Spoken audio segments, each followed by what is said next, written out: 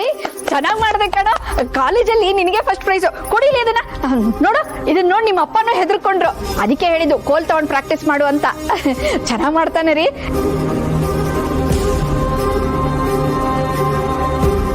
ನಂಗೆ ಯಾಕೋ ನಿನ್ ಮಾತಿನ ಮೇಲೆ ನಂಬಿಕೆ ಬರ್ತಾ ಇಲ್ಲ. ಇಲ್ಲಿ ಏನ್ ನಡೀತಿದೆ ಅಂತ ಸರಿಯಾಗಿ ಹೇಳು. ಅಯ್ಯೋ, ಇದೊಳ್ಳೆ ಕತೆ ಆಯ್ತಲ್ರಿ. ಮದ್ವೆ ಆದಾಗಿಂದ ನೀವು ಯಾವತ್ತಾದ್ರೂ ನನ್ನ ಮಾತು ನಂಬಿದೀರಾ? ಈಗ ನಂಬಕ್ಕೆ ಸುಸ್ತಾಗಿದ್ದೀರಾ ಅನ್ಸುತ್ತೆ. ಕೈ ಕಾಲು ತೊಳ್ಕೊಂಡು ಬನ್ನಿ.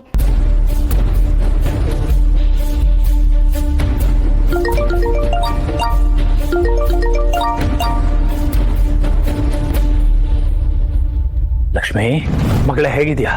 ನಾನ್ ಚೆನ್ನಾಗಿದ್ದೀನಪ್ಪ, ನೀವ್ ಹೇಗಿದ್ದೀರಾ? ನಾವು ಎಲ್ಲ ತುಂಬಾ ಚೆನ್ನಾಗಿದ್ದೀವಿ. ಅದು ನಿನಗೆ ಫೋನ್ ಮಾಡಬೇಕು ಅಂತ ಅನ್ಕೊಂಡಿದ್ದೆ, ಆದ್ರೆ ಏನ್ ಮಾಡೋದು, ಕೆಲಸದ ಒತ್ತಡ. ಅದು ಅಲ್ಲದೆ ನೀನ್ ಯಾವ ಪರಿಸ್ಥಿತಿಲಿ ಇರ್ತೀಯೇನೋ ಅಂದ್ಕೊಂಡು ಫೋನ್ ಮಾಡೋದಕ್ಕೆ ಹೋಗ್ಲಿಲ್ಲ ಮಗಳೇ. ಅಯ್ಯೋ ಹಾಗೇನಿಲ್ಲ ಅಪ್ಪ, ನೀವ್ ಯಾವಾಗ ಬೇಕಾದ್ರೂ ನನಗೆ ಕಾಲ್ ಮಾಡ್ಬೋದು.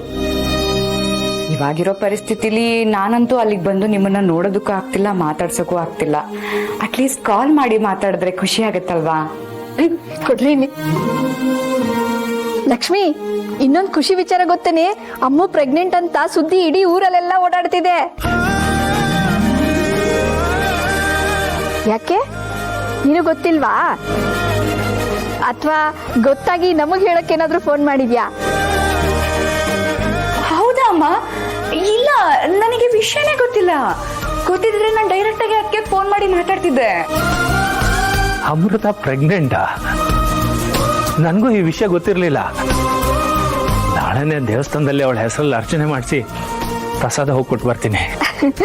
ನೋಡು, ನಿಮ್ಮ ಅಪ್ಪ ಅರ್ಚನೆ ಮಾಡಿಸ್ತಾರಂತೆ. ನೀನು ಫೋನ್ ಮಾಡ್ಬಿಡು, ನಾಳೆ ನಿನಗೆ ಕಾಲ್ ಮಾಡ್ತೀನಿ ಆಯ್ತಾ?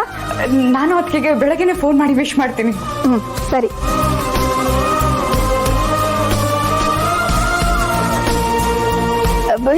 ಪ್ರಾಕ್ಟೀಸ್ ಆಯ್ತಲ್ವೇನೋ? ಓದ್ಕೊ ನಡಿ, ನೀನು ನಡಿ.